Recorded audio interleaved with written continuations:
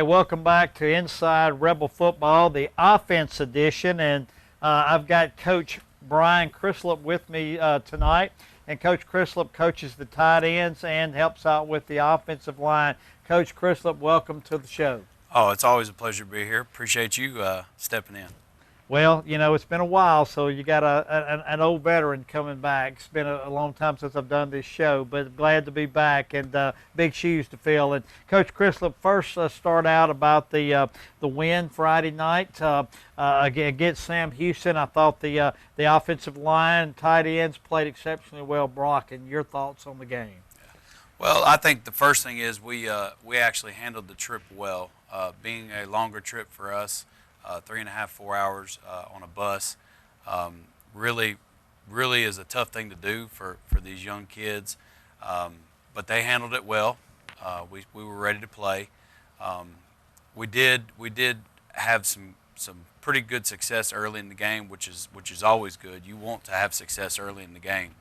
The defensive scheme they ran was pretty conducive to not stopping what we do. So therefore, there was a good opportunity for us to be successful early in the game, and that's what it takes on the road, first game. Try to get the jitters out and get the win. Well, I was looking at the stats today that was sent to me. 357 yards. I don't know if that's official or unofficial yards rushing, but 357 yards rushing. Not counting, I think, the 70 plus or minus we had passing. Right. You get that many yards, 400 and something yards. Usually you had a good chance in high school to win a football game. No doubt.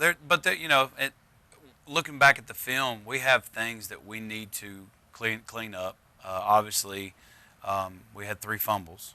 So, we've been working on that this week. And there's offensive line technique that we needed to clear up as well. We focused a lot of practice this week preparing for whoever we're going to play on our technique and making sure we get our pad level down. Okay, Coach Crislip, you brought a couple of tight end rebels tonight. I did. How about introducing those guys to everybody? Sure. Right here to my very left, number 25, Reagan Reynolds. He was a guard as much of the time last year. But this year we moved him to tight end, and he's going to step in and do a great job. To his left is number 83, Gavin Dempsey. Both of these gentlemen are seniors.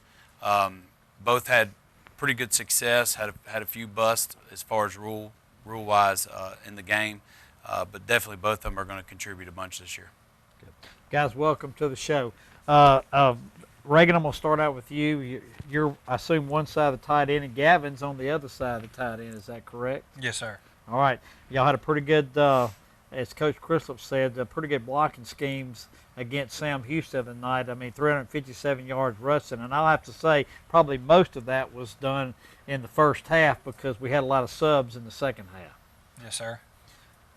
Talk about, from a tight end standpoint, your responsibilities and some of the blocking schemes. I know it could be if it's a 3-tech, 4-tech, or whatever they're running, but you feel like you like blocking a defensive end more or going to get a linebacker more?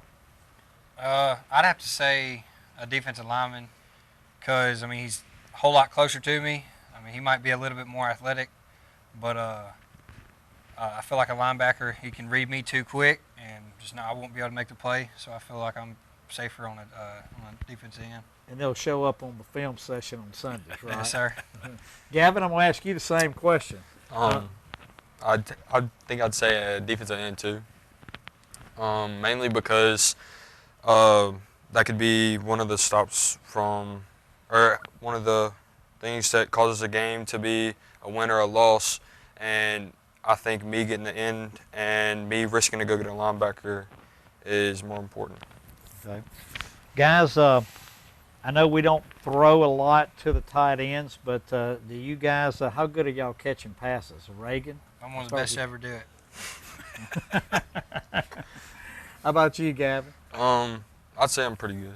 Okay, pretty good. Coach Crislip, we need to work with our offensive coordinator, Coach Hunt, and developing these guys a little more passing in the tight end? I will tell you this. Every week we have some sort of scheme for the offensive passing game to include the tight end. Right. Now, Whether that evolves in the game is totally up to Coach Hunt and his play calling and what he feels he needs to call. Okay. Gavin, I've been waiting to ask you this question ever since I knew you were going to come on the show today. Yes, sir. Do you know who Tom Dempsey is? Yes, sir. Are you kin to Tom Dempsey? No, sir, I'm not. You're not kin to him. Well, when I saw that name when you on our roster a year before last, and you came to on our roster, and I saw the name Dempsey, the only time I've ever heard when Tom Dempsey. Tell the viewing audience who Tom Dempsey is. I think wasn't he a boxer? A boxer, Coach Chrysler. Oh. He made. I think he Tom was a Dempsey kicker. was world-renowned field goal kicker Yes. for the New Orleans Saints. Yes, sir. And up till a couple of seasons ago, Right. he held the NFL record for the longest field goal ever in NFL history, 63 yards. And it was back in 1970, 71. So I figured that had to be a uncle or a relative of yours. No, sir, it's not. Okay. And you don't kick either, do you? No, sir. Okay. All right. Reagan, Yes, sir. who's your favorite football player? Oh, I mean, I came from a defensive, standpoint for the longest time. I'd have to go with either Deion Sanders or, let's see, really any great on the defensive line. Okay. Okay. Lawrence Taylor, great. Lawrence Taylor was Yep. a good one. He was a good linebacker. Sure was. Both of those guys you named are in the Hall of Fame, by Yes, the way. Absolutely. That's good. And they're old school guys, too, for everybody listening. All right, let's talk about, as of now, we're now have a game Friday night. And I know you're looking forward to Friday night in Rebel Stadium. Let's talk about that, guys. What's one of your favorite things that you enjoy? I'll start with you, Gavin, of playing at home at Rebel Stadium. Just the crowd and being able to walk down and hearing the music playing and getting locked in and running through the tunnel, really. Reagan? Mine would have to be as soon as kickoff happens and your first play's over with, all the butterflies are gone, you ready just to tear them up. Play the game. Yes, sir. Well, I wish we had a game Friday night. And Coach Chris, am I correct? We don't have a game as of Friday? As of right now, at this very second, no, we do not. Okay. And we always tape the show a couple of days before the Friday night. So if something changes, I know that you'll hear it in the news media. And I was kind of disappointed, too, because I was ready to get back in the Rebel Stadium again on Friday night. Well, we all are, and the kids the kids want to play, and we want, as coaches, we want to play. We want to see them play. We want to see their progress.